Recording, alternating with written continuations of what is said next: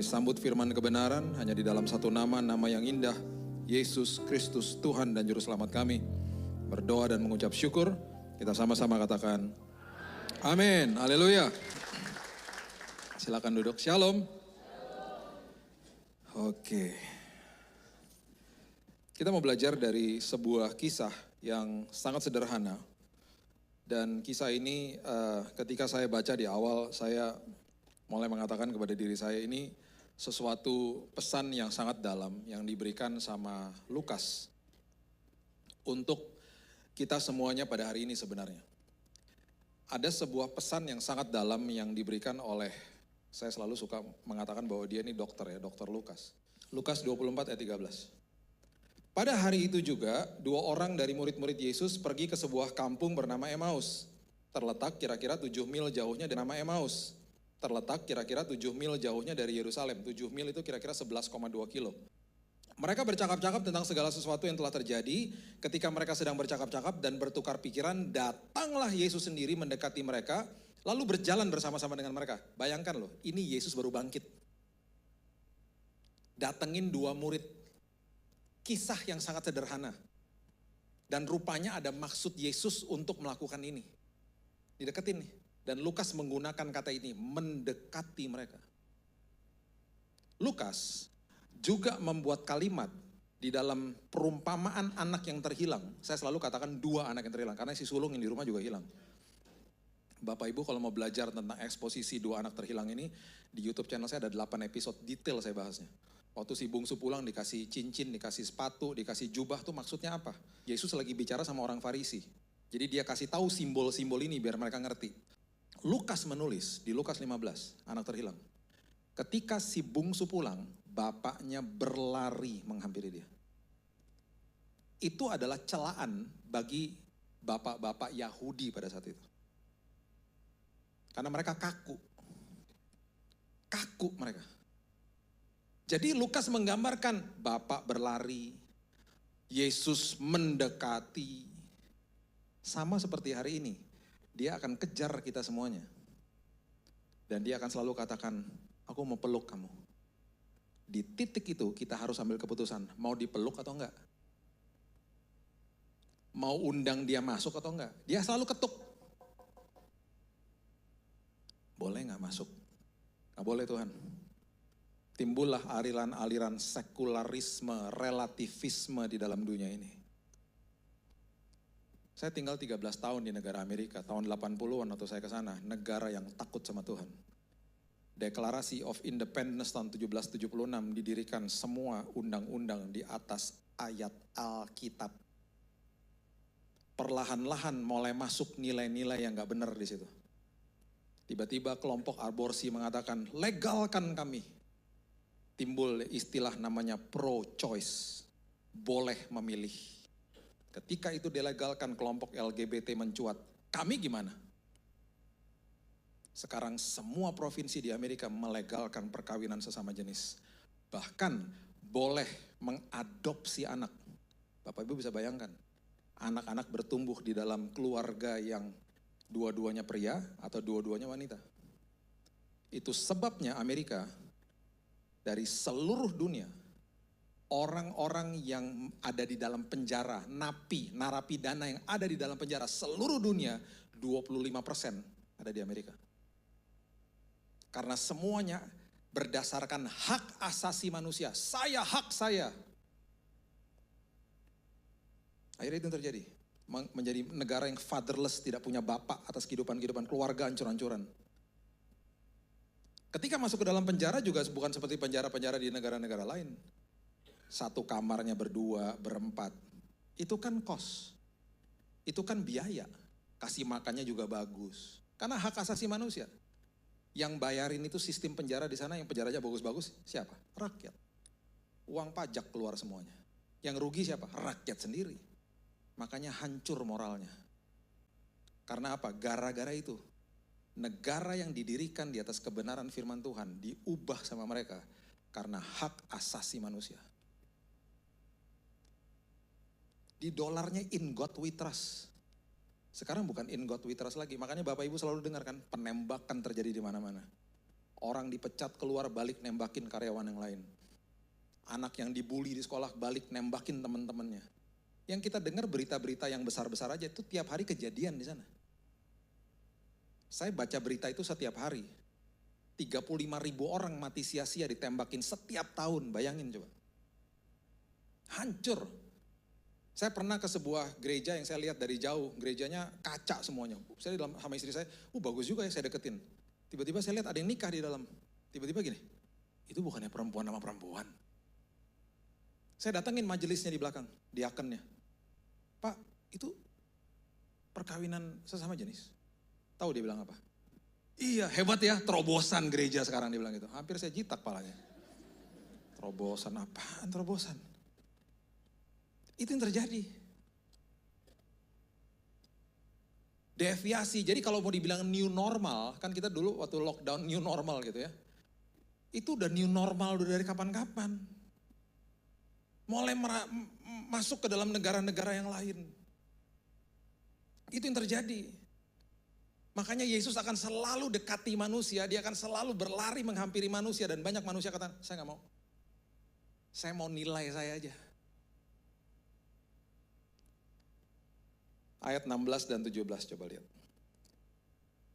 Ya, Lukas pasal yang ke-24 ini ayat yang ke-16 dan 17. Ini adalah inti dari pembahasan firman Tuhan hari ini. Kalau kita gak ngerti ini, kita gak ngerti firman ini. Perhatikan ini. Tetapi ada sesuatu yang menghalangi mata mereka sehingga mereka tidak dapat mengenal dia. Dibutakan mata mereka. Yesus berkata kepada mereka, apakah yang kamu percakapkan sementara kamu berjalan? Maka mereka berhenti. Dengan muka muram. Jadi gak bisa orang mengatakan bahwa, iyalah Pak, mereka gak ngerti itu Yesus, mereka gak sadar itu Yesus karena mereka lagi jalan. Enggak, Alkitab mengatakan mereka berhenti. Mereka tatap-tatapan dan mata mereka dibutakan.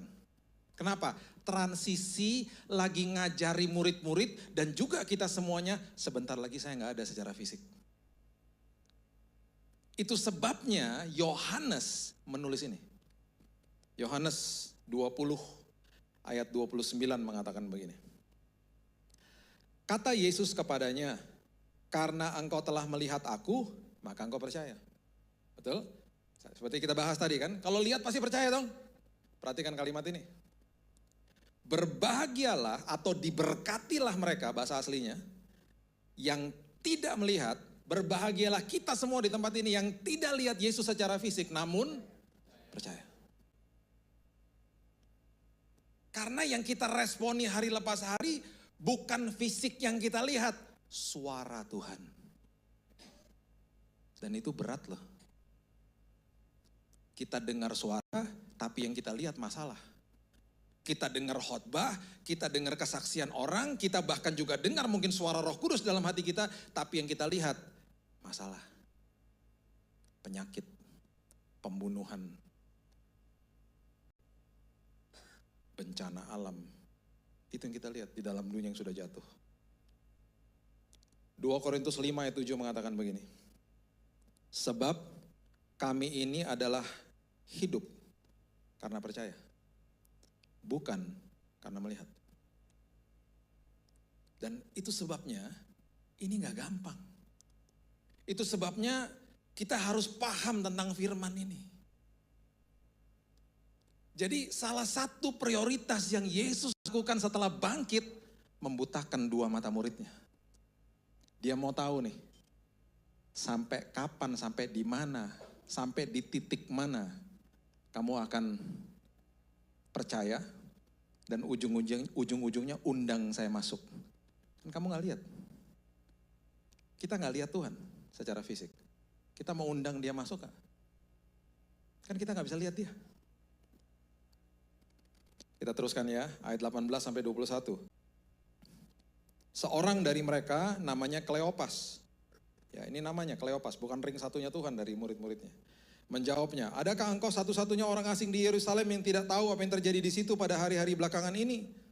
Katanya kepada mereka, kata Yesus, apakah itu? Jawab mereka, apa yang terjadi dengan Yesus orang Nazaret? Dia adalah seorang nabi berkuasa dalam pekerjaan dan perkataan di hadapan Allah dan di depan seluruh bangsa kami. Tetapi imam-imam kepala dan pemimpin-pemimpin kami telah menyerahkan dia untuk dihukum mati. Dan mereka telah menyalibkannya. Padahal Kami dulu mengharapkan loh bahwa dialah yang datang untuk membebaskan bangsa Israel. Tetapi sementara ini telah lewat 3 hari sejak semuanya ini terjadi, dia mati secara brutal. Tadinya saya harapkan loh dia tuh bisa tolong saya, bisa membebaskan kami. Sama seperti jeritan-jeritan orang Kristen. Tadinya saya harapkan Tuhan bisa tolong saya, Pak. Mana, Pak? Karena yang kita lihat masalah. Itu sebabnya timbul pertanyaan-pertanyaan seperti begini. Bagaimana Tuhan? Kapan Tuhan ini berakhir Tuhan? Ini apa sih Tuhan? Aku harus bagaimana Tuhan? Timbul pertanyaan-pertanyaan kayak begitu. Firman Tuhan katakan, firman-Ku adalah pelita, bukan lampu sorot. Seringkali kita mau lihat ujungnya dari permasalahan kita, gak dikasih lihat sama Tuhan. Kita hanya bisa lihat langkah demi langkah, hari lepas hari. Kenapa sih Tuhan kayak begitu? Supaya kamu sadar, kamu jalan sama saya, dan supaya imanmu bertumbuh. Seringkali kita gak dikasih lihat lampu sorot. Gak dikasih lihat ujungnya. Prinsipnya gini, lebih baik jalan sama Tuhan dengan pelita, hanya bisa lihat setapak demi setapak, daripada dikasih lihat lampu sorot, Tuhan gak ada. Itu sebabnya iman bertumbuh dari situ. Itu sebabnya ketika saya divonis mati sama dokter, Pak mohon maaf, umur Bapak tinggal 3 bulan. Kanker darah Bapak sudah dari ujung sampai ujung, akut. Yang saya bisa lihat hanya hari lepas hari di ruang rumah sakit. Istri saya kalau malam pulang waktu itu kami di Singapura, dia dikasih tempat sama temannya. Saya bilang, sayang kamu jangan tinggal di sini, nanti kamu ikutan sakit. Kamu ngurusin saya terus. Jam 9 malam kita sepakat kamu pulang. Serahin aku sama Tuhan, tenang aja. Gak mau, aku gak mau tinggalin kamu. Karena kata dokter kapan aja kamu bisa mati. Enggak, tenang. Kalau sampai Tuhan buka jalan, ada orang nawarin tempat, berarti Tuhan mau kamu istirahat. Kita jalannya setapak demi setapak. Kita gak minta-minta sama manusia, kita gak kasih tahu sama siapa-siapa. Tiba-tiba Tuhan kasih, Tuhan pertemukan dengan kesempatan dan orang yang tepat. Kita melangkahnya begitu. Sayang, ada orang nawarin, kamu berarti tinggal di situ. Memang Tuhan mau supaya kamu tidur. Setiap pagi, ketika dia datang ke kamar saya, dia ngaku waktu saya udah selesai semuanya. Dia bilang gini, setiap pagi ketika saya masuk ke lantaimu, hatiku deg-degan. Aku gak tahu ketika aku buka kamar kamu udah gak ada, atau kamu lagi koma, atau kamu bahkan udah di ICU, saya gak tahu. Hari lepas hari, perjalanannya hanya dengan pelita aja. Dan di lantai 8 saya, setiap hari saya dengar jeritan orang. Menangis, menjeritkan, itu lantai kemo. Orang kesakitan di situ. Orang menangis karena keluarganya meninggal. Dan bahkan ada orang-orang yang harus diborgol di tempat tidur karena mau loncat dari lantai 8 mau bunuh diri Bapak Ibu. Karena kesakitan badannya. Saya pernah lagi terapi jalan. Karena saya udah berbulan-bulan gak jalan, habis darah saya. Saya lagi jalan sama istri saya, pakai selang transfusi. Jalannya begini-begini. Tiba-tiba ada suster keluar dari kamar, pegangin perutnya. Kenapa saya tanya gitu? Ditendang sama pasien. Karena dia mau melepaskan borgolnya, mau loncat, mau bunuh diri. Itu lembah kekelaman saya tuh. Dan saya hanya bisa lihat hari lepas hari. Hari lepas hari. Akhirnya saya bilang gini sama Tuhan. Tuhan, saya gak mau lagi tanya-tanya sama Tuhan. Saya cuma mau bilang gini, Tuhan, aku percaya sama pimpinanmu. Karena aku jalan sama Tuhan. Aku udah gak mau lagi tanya-tanya apa-apa lagi. Aku percaya sama pimpinanmu Tuhan. Mau dibawa kemana terserah Tuhan. Pasti aman, pasti nyaman kalau jalan sama Tuhan. Alhasil, orang kalau sering bertanya-bertanya sama Tuhan, akhirnya mempertanyakan Tuhan. Tuhan ada gak sih?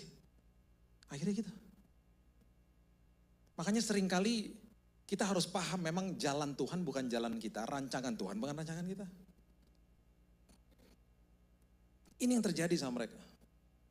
Kita teruskan ya, ayat 22 sampai 24 mengatakan begini.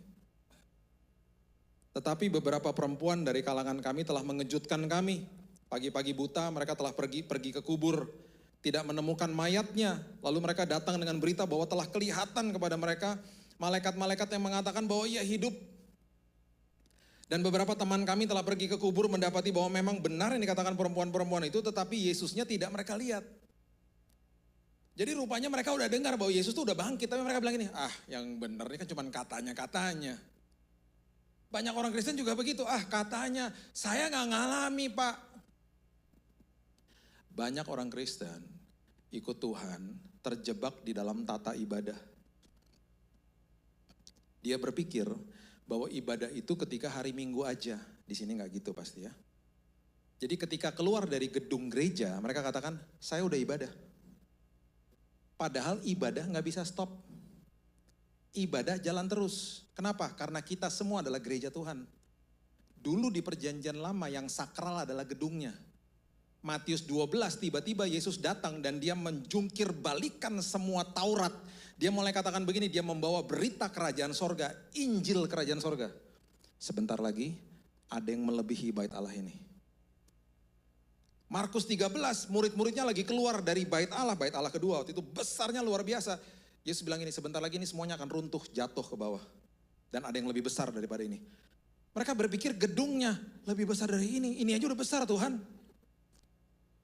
Dipertajam sama Paulus, tubuhmu adalah bait Allah. Orang-orang yang dipanggil keluar, kita semuanya. Makanya gak bisa kurung ibadah. Oh tadi saya udah ibadah 1,5 jam, 2 jam, gak bisa. Ibadah jalan terus. Formatnya beda-beda. Kalau ibadah dikurung di gedung gereja, suami istri yang lagi bertengkar di mobil, sampai di gedung gereja, stop. Ntar lanjutin lagi, ibadah dulu, oke? Masuk dalam gedung gereja semuanya kan sopan-sopan. Shalom, padahal lagi berantem tuh. Shalom, shalom. Terus selesai doa berkat sama mobil. Gerak, masuk. Sampai mana tadi? Jilid 2 sambung. Nggak bisa, ketika kita masuk ke dalam mobil kita, mobilnya berubah jadi tempat ibadah. Karena kita gerejanya. Ketika masuk ke dalam rumah saya berubah jadi tempat ibadah. Kenapa? Karena saya gerejanya. Formatnya beda, saya mengasihi suami, istri, anak, orang tua, siapapun yang saya tinggal di sana, saya ngerti fungsi saya di situ.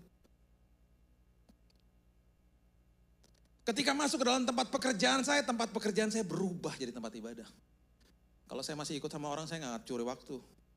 Kalau saya punya usaha, saya tidak akan curi pajak. Apalagi masuk ke tempat umum. Disitulah kesempatan kita berkhotbah kepada banyak orang tanpa kata-kata. Berapa banyak di antara kita kalau masuk ke dalam gedung mall, kan ada satpamnya. Berapa banyak di antara kita bilang, lihat mukanya gini, selamat pagi mas, terima kasih dibukain pintu ya. Berapa banyak di antara kita kalau keluar dari toilet dan selalu ada petugasnya, mas terima kasih ya, toiletnya bersih sekali. Yang ada mereka begini-begini kita lewat aja, itu ibadah loh.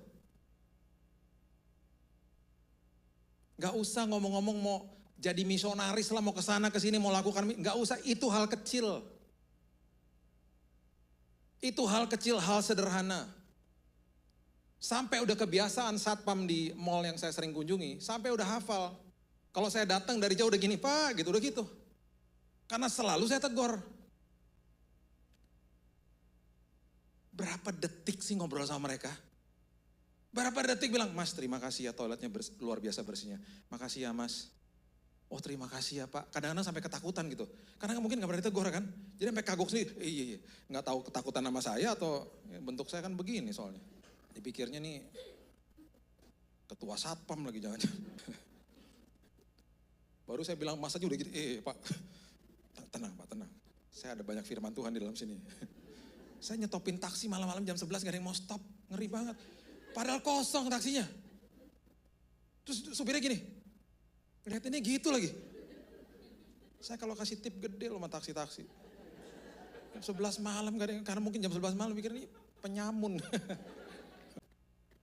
Orang suka menghakimi casingnya biasanya ya, ngeri juga. Gini-gini pernah disangkain The Rock loh saya. Orang suka lihat casingnya. Dan orang suka berpikir bahwa ngalami Tuhan organik terjadi, tenang aja. Kita yang penting datang ke gedung gereja, ntar terjadilah pokoknya. Gak bisa. Harus ngalami Tuhan. Gak bisa. Di mana-mana ada tata ibadah yang berbeda-beda. Jangan disembah tata ibadahnya. Itu fasilitas. Akhirnya apa? Orang akhirnya mencibir. Itu gereja tepuk tangan, gak menghormati hadirat Tuhan katanya gitu. Gereja yang tepuk tangan, mencibir gereja yang gak tepuk tangan. Tuh kering tuh gereja gak tepuk tangan. Semua yang dibuat itu untuk memfasilitasi jemaat. Jangan disembah sarananya, yang sembah Yesusnya. Jadi jangan pernah ada orang bilang gini, saya gak rasakan dari Tuhan. Lagunya gak enak, khotbahnya jelek gitu. Gak bisa kayak gitu. Rasakan hadirat Tuhan itu bukan pakai perasaan, pakai iman. Karena Tuhan selalu hadir. Hormati sinode, hormati organisasi, hormati tata ibadah. Kejar Yesusnya. Itu loh. Alami Yesusnya. Jadi akhirnya nggak katanya-katanya lagi. Saya percaya di sini semuanya dewasa rohani. Alkitab mengatakan bertumbuhlah di dalam kasih karunia. Supaya engkau nggak tersesat dan tidak kehilangan pegangan. Anak kecil kehilangan pegangan, anak kecil tersesat karena nggak bertumbuh, belum bertumbuh, masih kecil. Janganlah seperti itu. Ya. Ayat 25 dan 26. Belajar sesuatu? Nanti kalau ditanya perjalanan ke Emmaus bisa jelaskan eksposisinya. Ayat 25 dan 26. Ia berkata kepada mereka, hai kamu orang bodoh, betapa lambannya hatimu sehingga kamu tidak percaya segala sesuatu yang telah dikatakan para nabi. Yesus menegur mereka, bukankah Mesias harus menderita semuanya untuk masuk ke dalam kemuliaannya? Ditegur, dikasih tahu apa? Dibilangnya gini, hai kamu orang bodoh. Kalau kita baca, kita bilang ini kasar banget sih Yesus. Tapi nggak begitu, rupanya kultur budaya pada saat itu mereka nggak tersinggung tuh. Jadi pasti ada kosakata, ada bahasa tubuh yang tidak menyinggung mereka. Karena apa? Kristus, Roh Kudus selalu menegur dengan kasih. Bukan menuduh. Buktinya akhirnya diundang masuk kok ke rumah mereka. Jadi di dalam hidup ini, kalau ada suara di dalam sini yang mengatakan kamu gak layak, kamu gak bisa, masa lalu diinget-ingetin, itu bukan dari Tuhan. Karena Tuhan tidak menuduh. Tuhan tidak menghukum. Tuhan tidak menghakimi. Penyakit bukan dari Tuhan. Kecelakaan bukan dari Tuhan. Jangan pernah ngomong gini, aduh tadi pagi gak doa sih, makanya ada kecelakaan. Elah. Itu sama aja kalau saya punya kuasa kasih penyakit sama anak saya. Kamu kemarin gak mau denger-dengeran suruh gosok gigi ya. Sekarang kamu demam hari ini. Tuhan gak gitu. Itu sebabnya jangan pernah berdoa begini. Tuhan, kami mau mulai ibadah hari ini Tuhan. Layakan kami Tuhan datang ke hadirat-Mu. Itu doa yang salah loh. Kita sudah dilayakan ribuan tahun yang lalu ketika dia katakan sudah selesai. Harusnya doanya gimana? Tuhan terima kasih. Aku sudah dilayakan. Dan aku bisa menghampiri tahta-Mu kapan saja, di mana saja, dalam kondisi apa saja. Saya berdosa Pak, nggak apa-apa, datang aja ke hadirat Tuhan, dibersihin nanti. Mana ada orang bersih-bersih sebelum mandi? Mana ada? Bersih-bersih dulu Pak sebelum mandi, nggak ada. Datang ke hadiratnya dia, dibersihkan sama dia. Dulu di perjanjian lama, Harun imam besar masuk ke dalam hari pendamaian Atonement Day, masuk ke dalam ruang maha suci, itu semalaman pasti nggak bisa tidur. Kalau dia masuk ke ruang maha suci memercikan darah untuk mewakili untuk menghapus darah dosa daripada bangsa Israel, kalau dia nggak kudus mati dia di situ. Ketika hadirat Tuhan turun, makanya dikasih bel di kakinya.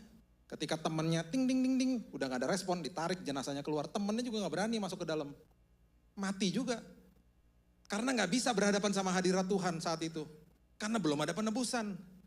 Makanya ada tabut perjanjian yang melambangkan hadirat Tuhan pada saat itu. Ada 3 elemen di dalamnya, itu bisa panjang lagi bahas itu. Ayat berikutnya, ayat 27. Ini mungkin ayat yang kalau ditanya saya iri rohani ya di sini nih. Karena Yesus berkhotbah secara live kepada kedua murid ini. Ia menjelaskan kepada mereka apa yang tertulis tentang dia dalam seluruh kitab suci. Mulai dari kitab-kitab Musa dan segala kitab nabi-nabi. Dia khotbah kepada dua murid ini. Ayat berikut ini. Ini mungkin ayat yang paling luar biasa di perikop ini mengatakan begini. Mereka sampai akhirnya, mereka mendekati kampung yang mereka tuju. Lalu Yesus berbuat seolah-olah ingin meneruskan perjalanan. Yesus mendekati, Bapa di sorga berlari, dia akan kejar kita. Dan ada satu titik di mana kita harus mengambil keputusan, undang dia atau tidak. Itu ya, kata seolah-olah ingin meneruskan perjalanan itu seperti begini. Udah nyampe nih di rumah ya. Sampai ya, udah ya rumah kamu ya. Oh ya udah, oke deh aku jalan ya gitu. Dengan harapan di dalam hati gini nih, undang dong. Itu Tuhan loh. Itu Tuhan loh. Karena dia tidak akan paksa manusia. Itu sebabnya kita semua diberikan kebebasan untuk memilih. Dia nggak akan paksa kita. Tapi ketika kita undang dia masuk, perkara besar terjadi bahkan. Undang dia masuk karena kalimat berikut ini mengatakan begini, ayat 29. Mereka sangat mendesaknya katanya, tinggallah bersama-sama dengan kami, sebab hari telah menjelang malam dan matahari hampir terbenam. Masuklah ia tinggal bersama-sama dengan mereka. Perhatikan ini. Waktu ia duduk makan dengan mereka, mengambil roti, mengucap berkat, memecah-mecahkan dan memberikan kepada mereka. Ini tujuan Yesus berjalan sama mereka. Ini klimaksnya. Terbukalah mata mereka dan mereka pun mengenal dia. Tetapi ia lenyap dari tengah-tengah mereka. Kata mereka seorang kepada yang lain, bukankah tadi hati kita berkobar-kobar ketika ia berbicara dengan kita di tengah jalan dan ketika ia menerangkan kitab suci kepada kita. Undang Yesus masuk, kita akan alami dia di semua aspek hidup. Dan pertanyaan retorik yang paling penting, apakah hati kita berkobar-kobar kalau dengar firman Tuhan? Kalau baca firman, kalau dengar kesaksian orang, kalau Roh Kudus sedang berbicara di dalam sini. Karena yang kita alami selama ini hanya suara, the voice. Yang saya alami di tempat tidur saya, ketika dokter bilang 3 bulan lagi payah hidupnya, hanya suara. Ketika dokter katakan bahwa Pak, kami akan berikan cairan kemo dimasukin ke dalam dada Bapak. Dan 500 mili ini ketika masuk Pak, kalau 1 tetes jatuh ke tangannya suster, kalau suster lagi beberes, kebakar tangannya Pak. Bapak bisa bayangkan 500 mili masuk ke dalam tubuh Bapak, dikali 7 hari, 3,5 liter, organ Bapak hancur Pak. Jadi setelah pengobatan 7 minggu, 70% pengobatan ini gagal, Bapak masuk ICU, Bapak mati Pak. Dalam hati saya, ngapain diobatin kalau gitu? Waktu dia keluar, saya kutip Amsal 4, arahkan telingamu kepada ucapanku. Itu suara Tuhan. Yang saya lihat diagnosa. Tuhan bilang arahkan telingamu kepada ucapanku. Simpan dalam lubuk hatimu. Itu sumber dari kehidupan, bahkan kesembuhan. Itu keluar tiba-tiba pewahyuan yang saya ucapkan hari lepas hari. Kenyataan hidup harus tunduk sama kebenaran firman. Tiap hari saya katakan itu. Tiap hari saya katakan itu. Saya kolaps, hancur organ-organ saya, darah semua yang keluar. Beberapa kali hampir masuk ICU. Udah kolaps, sudah hilang. Mujizat terjadi dalam 1 bulan ketika 10 dokter cek saya. Nah, mereka terheran-heran ketika dalam 1 bulan mereka tidak bisa menemukan sel kankernya, hilang semuanya. Karena yang saya katakan apa? Saya berjalan walaupun saya tidak melihat Tuhan. Saya adalah orang yang diberkati karena saya percaya sama suara Tuhan. Percaya sama suara Tuhan. Undang dia masuk dalam setiap hidup. 1 hari nanti kita akan berpelukan dengan suara yang kita dengar selama hidup kita. Tuhan. Dan di hari itu dia akan katakan, kau luar biasa. Seumur hidupmu engkau dengarkan suaraku. Sehingga engkau pulang dengan selamat. Engkau kembali dengan selamat. Itu sebabnya firman Tuhan katakan apa? Diberkatilah kita. Yang walaupun tidak melihat, namun percaya. Berikan tepuk tangan kita untuk Tuhan kita.